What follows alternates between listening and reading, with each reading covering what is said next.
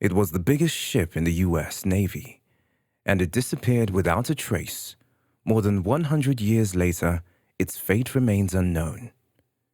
Before we get into the video, make sure to hit the subscribe button and turn on notifications. Stay tuned until the end of the video to learn about our monthly giveaway and how you could win. How could the biggest ship in the U.S. Navy vanish without a trace? This was the question on many people's minds in March 1918, when an enormous collier, the USS Cyclops, disappeared on a voyage between the West Indies to Baltimore. A century on, it's no closer to being answered. The Cyclops was nearly 550 feet long, with a crew of 306 people, and was carrying around 11,000 tons of ammunition aboard. She had been in commission since 1910, traveling often between the Baltic Sea, the Caribbean, and Mexico, and assisting with moving coal around the world. But in 1917, when America entered World War I, Cyclops became a key naval asset, transporting troops and coal to fuel other ships all over the world. In March 1918, the ship was given a new cargo, tons and tons of dense manganese ore used in steelmaking. She left Brazil loaded up with the metal, then set sail to Barbados. The last known message from the ship said simply, "The weather is fair, all is well." But on the 9-day journey, something went mysteriously wrong, and no one from the ship was ever seen or heard again, vanishing without even an SOS.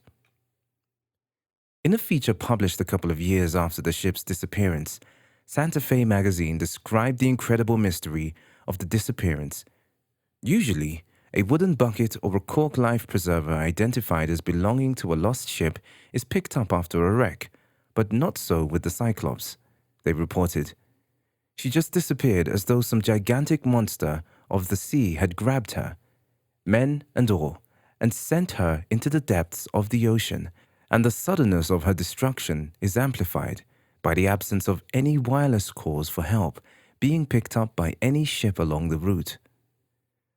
Throughout the decades, there have been a flurry of sometimes sensational theories about the ship's disappearance, as one among more than 100 ships and planes to have mysteriously disappeared in the so-called Bermuda Triangle, the region roughly bounded by Bermuda, Miami, and Puerto Rico. Was the ship eaten by some beast of the deep, carried off as evidence by UFOs, or simply scuppered by a storm?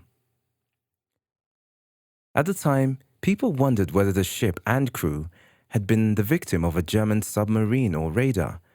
It was barely a year into the war, and the Cyclops would have made a strategic target, yet nothing materialized, and as time went on, it has become less and less likely that German crafts had been in the area at all. Others have pointed fingers at the captain, George W. Worley. Months earlier, some members of the crew claimed Worley was a drunk, unsuitable to steer a ship. There were even reports of a minor mutiny staged on board the ship. The Navy defended Worley of these charges, and he returned to his command with apparently little fanfare. The U.S. Navy says in its official statement about the Cyclops, the disappearance of the ship has been one of the most baffling mysteries in the annals of the Navy, all attempts to locate her having proved unsuccessful. But some still cling to investigations, particularly those with a personal connection to the ship. Marvin Barash is the descendant of one of the firefighters aboard the ship. He has spent more than a decade researching its history, painstakingly gathering Navy records, ship logs, and any ephemera that might come in useful, including a blackened bag of manganese ore. The whole existence of the ship has been swept under a rug. He told the Baltimore Sun, "It wasn't like it was lost in a glorious battle. It just kind of fell off the face of the earth." Barash has his own suspicions about what happened to this lost colossus. A series of mechanical failures, a crew unused to the new heavy cargo, and a final great rolling wave that tipped the ship and her passengers into the ocean forever. All of this, he thinks, may have coincided with the ship passing over the Puerto Rico Trench, the deepest part of the Atlantic. where she would be near irretrievable. Despite his misgivings, Barash retained some hope that the ship will be discovered, especially as undersea exploration technology improves. There are fewer and fewer lost shipwrecks every year, with high-tech devices spotting vessels believed to be gone for good. The Cyclops may be next on the list. "I just want her to be found," Barash said. "I want the 309 to be at rest, as well as the families. It's something everybody needs, some resolution."